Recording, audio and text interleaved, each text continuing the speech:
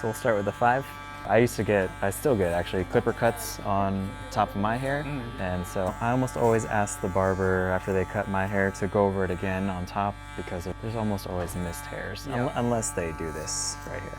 And so now that we got the top done with the 5, we're gonna start creating our line on the sides to start our fade. I'm gonna create my guide with the lever closed. Since I've never cut Kyle's hair before, I'm gonna play it safe here and put the guide a little bit lower than what I think the final product is going to end up being, just so that I have room to bring it higher if I need to.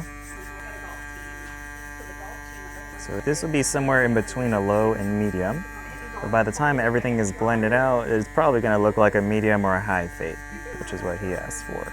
Just using my mirror right now to make sure that both the sides are even, because we don't want to do a medium fade on one side and then a high fade on the other. I'm going to use my Stylecraft trimmers to take the bulk off underneath that. The reason I'm using the trimmers and not the clippers to do this is because the trimmers are set slightly closer than the clippers. I noticed that whenever I use the razor, the electric razor, after using the clippers, it leaves a much harder line. And I think that's because there's a bigger difference in the length from the clippers to the trimmers. So since these trimmers essentially get closer to the skin than the clippers do, I think it's a better tool to use to get the hair down as short as possible before using the electric shaver. And these trimmers are pretty powerful, so normally I would remove all that hair with the clippers and then go over it with the trimmers, but with this trimmer, with this motor, you can just go right in without reducing this length. It's also a time-saving kind of hack.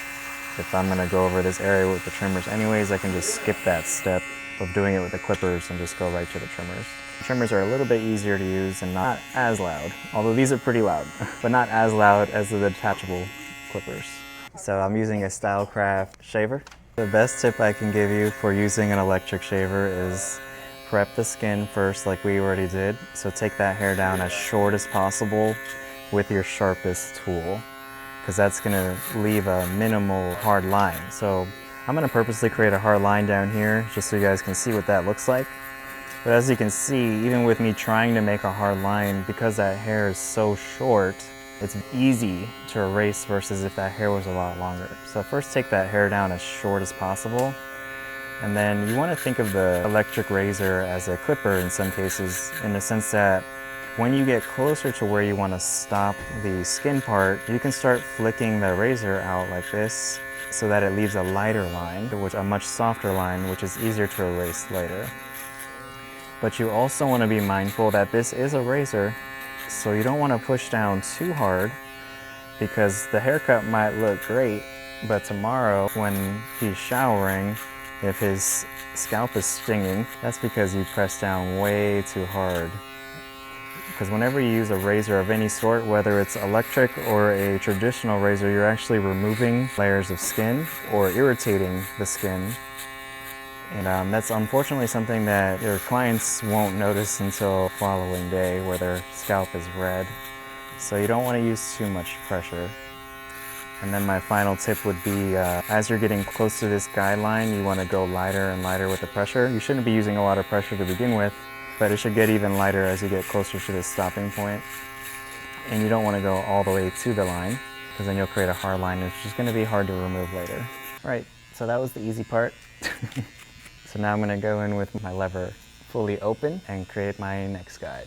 And as I'm creating this guide, I'm trying to be mindful to either scoop the clipper out like this, so it leaves a softer line, which will be easier to erase later, or you can tilt the clipper out like this when you're making the line, whichever is easier for you. I do both methods, but the point is you want to try to create soft lines whenever possible so that it is easier to remove later. So if you're cutting your own hair, or if you're cutting somebody else's hair, if you're a barber and you're finding that the fade keeps going higher and higher, it's usually because of this right here. So when you're creating your next step, you're actually not giving yourself enough room to get in between. So the way you fix that is actually a little counterintuitive. You can see I gave myself a full finger's width or inch, however you want to think about it, to get from this skin to the next guide. If you don't give yourself enough room, then you're going to end up cutting into that, And then the only way you can erase a line is by going shorter. So that's how the fade ends up going higher and higher. So you want to give yourself more room in between steps. And this is why I recommend starting lower, because you can always raise the fade higher. But if you start too high and then you don't give yourself enough room in between steps, then it's really easy for that fade to go a lot higher than you wanted it to. So now I'm halfway closed, halfway open if you want to be more optimistic, and I'm going halfway up. So we created this first guideline with the clipper closed. We created the second guideline with the clipper all the way open, and now it's halfway open and I'm going halfway up. Now the goal is to erase the very first guideline that we created before moving on to the next step. Using a brush is definitely recommended when you're doing a haircut that's at this length, skin fades, because sometimes you can see what looks like hair that needs to be cut, and then you wipe it away. It turns out that it was just loose hair. So a brush is one of the best tools to do skin fades with. So now we got that done. We're gonna go one more notch closed. So we're just one above being fully closed. Another advantage of using a brush is that you can actually clean your clipper too while you're cutting.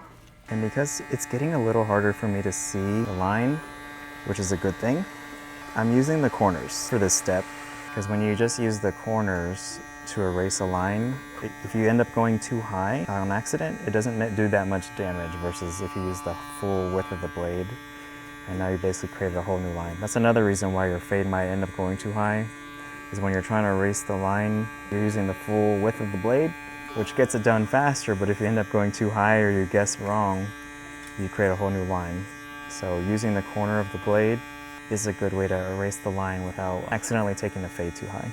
I think there are two things that make somebody a good hair model for a skin fade. It is the density of the hair. So how many hairs per square inch is how you can think of hair density, where he's got some pretty good density. I don't think he's going to be going bald anytime soon. And then also the contrast. So he's got very dark hair against light skin. So those two things combined make somebody a pretty good candidate for a skin fade model. The downside is that every imperfection shows with this type of hair, so it does take some more time than maybe an easier haircut. Harder to find barbers that can detail hair that is this thick. Thankfully we do a lot of skin fades here, so pretty much every barber here can handle this. I'm gonna go fully closed now. So we got a hard line here that we're gonna have to erase. I don't really hear the clipper doing anything, which is a sign that we're just wasting our time here. So I'm gonna switch to the trimmers, which is probably what created this hard line. Just using the corners. Now I can hear it cutting something. Now it doesn't have to be perfect, but there should be, most of the hard lines should be gone before moving on to the next step. We'll come back and detail everything towards the end. But that's one thing I see slow a lot of barbers down, is that they're trying to make it all perfect every single step, where it's like, save the detail work for the end, just get the rough draft done. And then during the last 10 minutes of the haircut, that's when you do all the detail work. So if you got 30 minutes to do a haircut, get the rough draft of the sides done in the first 10, cut the top, line it up, and then spend the last 10 minutes detailing everything. So we did the 5 on top, we did skin, we did this with the lever all the way open. So I'm going to create my next guide with the number 1 guard with the lever open, which is this. If you want to, the guides can start getting a little bit smaller. Once you get into the easier portions of the haircut, they don't always necessarily have to be an inch or finger's width every single time, because there are some cases where you don't want to stretch out the haircut. Somebody wants a really low fade, then you might want to be very conservative with the spacing in between your steps. But in this case, he asked for a high fade, which means it's okay if we end up going higher, as long as it doesn't turn into a mohawk. So I'm going with my clipper closed now. I'm going to start erasing this line. There's not as many steps now, so we're going to go a little quicker. So I got the clipper, I got the half guard on here now, and then I got the clipper halfway open. So try to erase this line right here. And this should get really close to blending it into the top. This is a 5, but if we angle our clipper out like this, that's going to end up, I might end up eliminating the step to the 3, the 4. So if we angle it like this, it's actually going to do a lot of blending for us. Switching back to my comb now since we're working with a longer guard, longer hair. So that was the 2. So there's this little bit of a harsh line here, or weight. So we're gonna start erasing that with the 1.5 guard. This is a pretty flimsy guard, so you wanna make sure you keep your finger on that because there's some guards that come with clippers that can pop off really easily. So it's a good habit to keep your finger right on this tab so that you don't accidentally. I'm just, in case you try to do this at home. But if you use guards that have metal like magnets like this, they are way more secure. I don't like these in the sense that I like to pop the guard off like that. So they're usually not that easy, but that's why we have backup guards in case we drop a guard in the middle of a haircut. But I usually like to just pop them off, switch. So I don't usually use the magnetic guards for that reason. This is the 1 now with the lever open. So now I'm just trying to work on smoothing this transition between the skin part and the 2 that we just did. So I'm just trying to find the right place for the lever. The way I'm doing that is just by listening to the clipper. If I do a part here and I don't hear anything, then I go a little closer. And if it's not doing anything, then that just means that I'm using the wrong guard in this area, and I'll have to come back with a different guard to smooth that out. Start with the lever open. If you're not sure, if you don't hear it cutting anything, then lower it. I would say we're about 80 to 85% done though. I would say the hard part is almost over, which is that transition from the skin to the top. There'll be dark spots and little areas that we have to detail, but for the most part, I think we're almost done.